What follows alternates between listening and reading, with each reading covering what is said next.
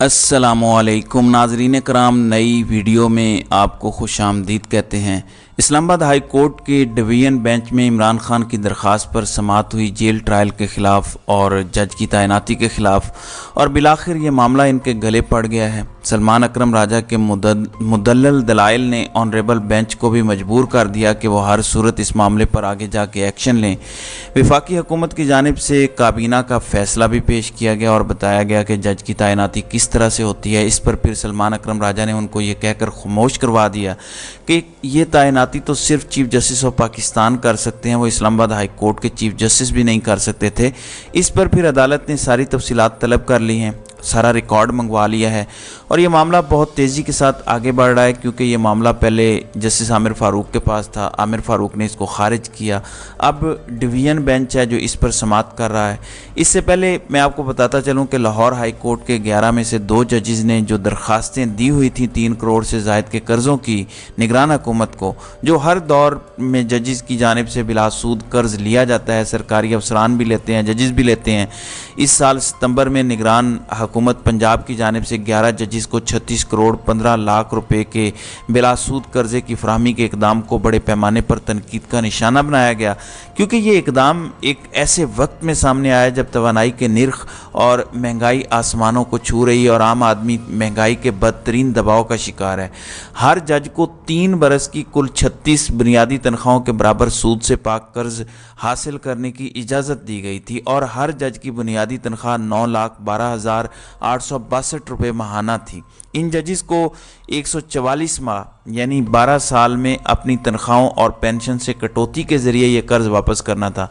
ताहम ताज़ा अपडेट के मुताबिक जनरल जस्टिस रिसाल हसन सैयद, जो कि इस वक्त सिटिंग जज हैं हाई कोर्ट के, इसी तरह जस्टिस सफदर सलीम शाहिद जो रिटायर हो चुके हैं, हाल ही में रिटायर हुए हैं, उन्होंने लाहौर हाई कोर्ट के एडिशनल रजिस्ट्रार के ज़रिए पंजाब हुकूमत को मुत्तले किया है कि वो इस सहूलत से फ़ायदा उठाने में दिलचस्पी नहीं रखते। तो इन 2 जजेज़ ने अपनी दरख्वास्तें वापस ले ली हैं। मैं अप्रिशिएट करता हूँ कि ये एक बहुत अच्छा फ़ैसला है, ख़ास तौर पर उस वक़्त जब अवाम गरीब अवाम पर बोझ है। बिजली के बिलों की तो लोगों को तकलीफ़ थी। अब उम्मीद जागी थी कि सर्दियां आ गई हैं, बिजली कम इस्तेमाल होगी, कुछ गुजारा हो जाएगा, तो इन्होंने गैस का बम अवाम के सर पर फोड़ दिया है। अब आप इस्तेमाल नहीं भी करते तो हज़ारों रुपए का आपको गैस का बिल आएगा। तो इतना बड़ा जुल्म किया जा रहा है पाकिस्तान के अवाम के साथ। दूसरी जानिब नाज़रीन कराम, पाकिस्तान तहरीक इंसाफ के रहनुमा हलीम आदिल की दरख्वास्त पर 2 तफ्तीशी अफसरान को शोकॉज नोटिस जारी किया गया है अदालत की जानिब से।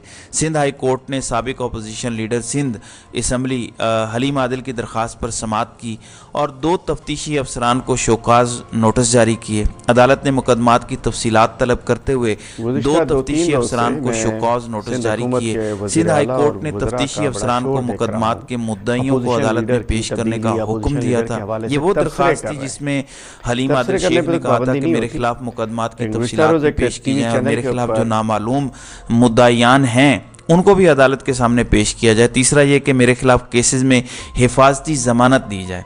अब अदालत ने तफ्तीशी अफसरान को कहा था कि आप रिकॉर्ड भी ले आएँ, मुकदमात की तफसीलात भी ले आएँ और उन नामालूम मुद्दायान को भी ले आएँ जिसमें तफ्तीशी अफसरान नाकाम हुए।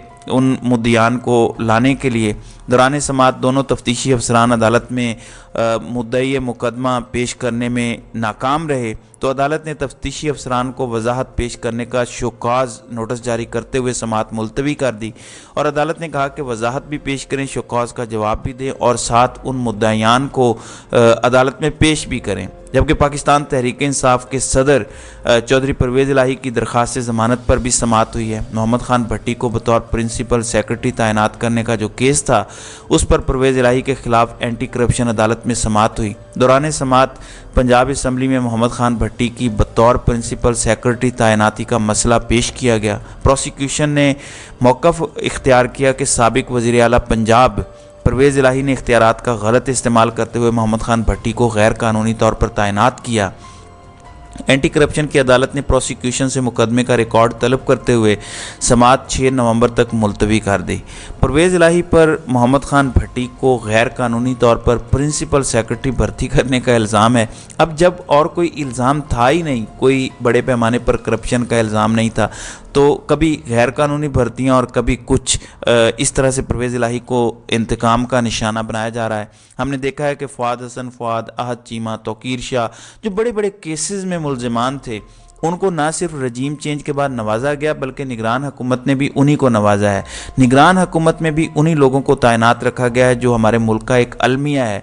लेकिन यहाँ पर एक साबिक वज़ीर आला के ख़िलाफ़ इस वजह से कार्रवाई की है जिसने पहले भी जब वो वज़ीर आला थे तो बेहतर एडमिनिस्ट्रेशन के साथ काम किया, और अब भी जो चंद महीने वो वज़ीर आला रहे उनकी जानिब से अच्छी कारकर्दगी दिखाई गई। लेकिन क्योंकि वो प्रेस कॉन्फ्रेंस नहीं कर रहे, इस वजह से वो कई माह से जेल में हैं। दूसरी जानिब इस्लामाबाद हाई कोर्ट में सीक्रेट अदालत के खुसूसी जज की तैनाती और जेल ट्रायल, इस पर मामला काफ़ी गंभीर हो गया है। पहले तो 2 रुकनी बेंच था, जस्टिस मियां गुल हसन औरंगज़ेब और जस्टिस अरबाब मोहम्मद ताहिर साहब का। जस्टिस अरबाब मोहम्मद ताहिर ने बेंच से ख़ुद को अलग किया। उन्होंने कहा कि जो लास्ट डेट पर सेक्रेटरी कानून को बुलाने का था और जो सवालात उठाए गए मियां गुल हसन औरंगज़ेब के हवाले से, वो फेयर ट्रायल ना होने के हवाले से इन सारी चीज़ों से मुत्तफिक हैं, लेकिन वो मज़ीद बेंच का हिस्सा नहीं रह सकते। ये वो जस्टिस अरबाब मोहम्मद ताहिर हैं जिन्होंने बल्दियाती इंतखाबात का हुक्म दिया था कि 24 घंटों में इस्लामाबाद में इंतखाबात करवाएं। फिर ये वो जज हैं जिन्होंने जस्टिस कियानी के साथ मिलकर इमरान खान का मुबैना बेटी नायली केस जो था उसको खारिज किया था। ये वो जज हैं जिन्होंने पाकिस्तान तहरीक इंसाफ के रहनुमाओं को 3 MPO में रिलीफ दिए। अब सलमान अकरम राजा कहते हैं कि ऐसी कौन सी परेशानी है कि एक हाई कोर्ट लेवल का जज सिर्फ इस वजह से पीछे हट जाए और बेंच का हिस्सा ना बने। और पाकिस्तान तहरीक इंसाफ के वकला ने तो ये कहा है कि जज को दबाव डालकर बेंच से हटाया गया। बहरहाल सलमान अकरम राजा कहते हैं कि ये अफसोस की बात है कि एक हाई कोर्ट लेवल का जज अगर वो भी कहे कि मैं इस केस को नहीं सुन सकता, और वो इशू भी कोई ना हो, कोई रीज़न भी ना हो, और वो कहे कि मैं नहीं सुन सकता, तो ये इंतहाई अफसोस का मकाम है कि हमारा निज़ाम कहाँ जा रहा है। बहरहाल मियां गुल हसन औरंगज़ेब के साथ जस्टिस रिफत सुमन का बेंच बनाया गया। कल ही उस पर समाअत हुई। इस्लामाबाद हाई कोर्ट ने साइफर केस में इमरान खान के जेल ट्रायल और ऑफिशियल सीक्रेट एक्ट की खुसूसी अदालत के जज अबुल हसनात जुल्करनैन की तैनाती के खिलाफ इंट्रा कोर्ट अपील काबिल समाअत करार देते हुए विफाक, वजारत कानून और FIA समेत तमाम फरीकैन को नोटिस जारी किए। इंट्रा कोर्ट अपील को काबिल समाअत करार दिया। इमरान खान के साइफर केस में जेल ट्रायल के खिलाफ इंट्रा कोर्ट अपील पर इस्लामाबाद हाई कोर्ट में समाअत हुई। दौरान समाअत ऑफिशियल सीक्रेट एक्ट की खुसूसी अदालत के जज अबुल हसनात जुल्करनैन की तैनाती दुरुस्त करार देने के सिंगल बेंच के फैसले को भी तैनात किया गया। जस्टिस आमिर फारूक ने साइफर केस में जज की तैनाती और जेल ट्रायल को दुरुस्त करार दिया था। इस हवाले से वजारत कानून ने अदालत में तहरीरी जवाब जमा करवा दिया। एडिशनल अटॉर्नी जनरल ने कहा कि वजारत कानून की जानिब से समरी भिजवाई गई थी जिसकी काबीना ने मंजूरी दी।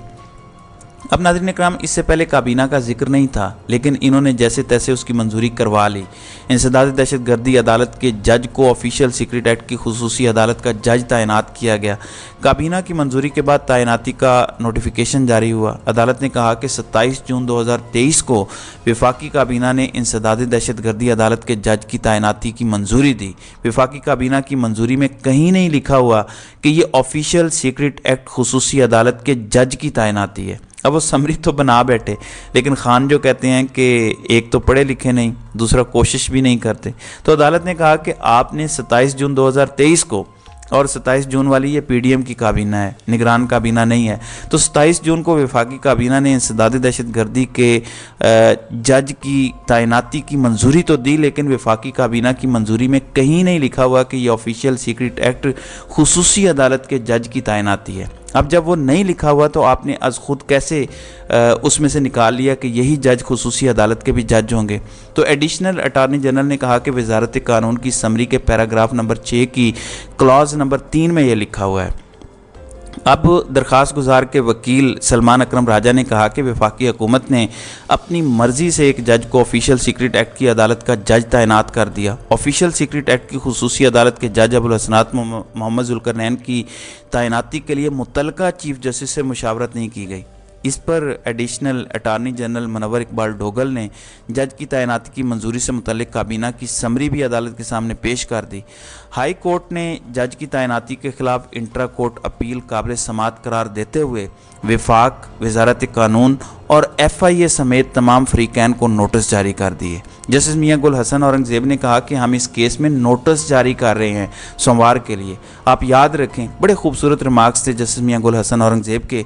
उन्होंने कहा कि अटार्नी जनरल साहब आप याद रखें, ये ओपन पॉलिसी का दौर है, अब खुफिया ट्रायल का दौर ख़त्म हो गया। ये 2023 है, ये कोई 1970 नहीं है, ये ओपन पॉलिसी का दौर है। इंसाफ होता हुआ नज़र आना चाहिए। अदालत इस नुक्ते को मद्देनज़र रखे कि ओपन ट्रायल और जेल ट्रायल में फ़र्क होता है। जस्टिस मियां गुल हसन औरंगज़ेब ने कहा कि ओपन कोर्ट ओपन समात, अगर जेल की सलाखों के पीछे होने वाले ट्रायल में सज़ा सुना दी जाती है तो उसके क्या असरात होंगे। उन्होंने कहा कि कौन उस सज़ा को मानेगा अगर आप ऐसी सज़ा सुना भी देते हैं। दुनिया कहाँ पहुँच चुकी है, दुनिया हर चीज़ को अब मीडिया के ज़रिए लाइव समातों को चला रही है। इस पर सलमान अकरम राजा ने कहा कि जेल के छोटे से कमरे में बंद किया हुआ है और वहीं समात होती है जहाँ वकील भी नहीं जा सकते, वहाँ फैमिली ने कहाँ जाना है।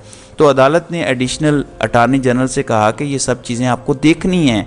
सलमान अकरम राजा ने कहा कि 7 नवंबर को समात है। उस पर अदालत ने कहा कि हम 6 नवंबर को समात रख लेते हैं, ये जवाब भी आ जाए। उस दिन अगर हमने मेन केस डिसाइड कर दिया तो ठीक है, नहीं तो फिर हम उस दिन आपकी जो इंटरम एप्लीकेशन है उसको देख लेंगे। तो 2 रुकनी बेंच ने बड़े अहम रिमार्क्स दिए हैं। एक तो जज की तैनाती सुप्रीम कोर्ट के चीफ जस्टिस की मुशावरत से होनी चाहिए थी, जो इन्होंने नहीं की। तो इस वजह से इनकी तमाम तर समातों को कल अदम करार दिया जा सकता है। तो मामला बहुत फंस गया है और सलमान अकरम राजा किसी तारुफ के मोहताज नहीं है, बेंच भी बेहतर है। ये वही जज हैं जो नवाज़ शरीफ को भी ज़मानतें दे चुके हैं। बहरहाल उम्मीद है कि ये फ़ैसला इमरान खान के हक़ में आएगा। तो नाज़रीन कराम, आपकी इस वीडियो के हवाले से क्या राय है? आप अपनी राय का इजहार कमेंट सेक्शन में ज़रूर कीजिएगा।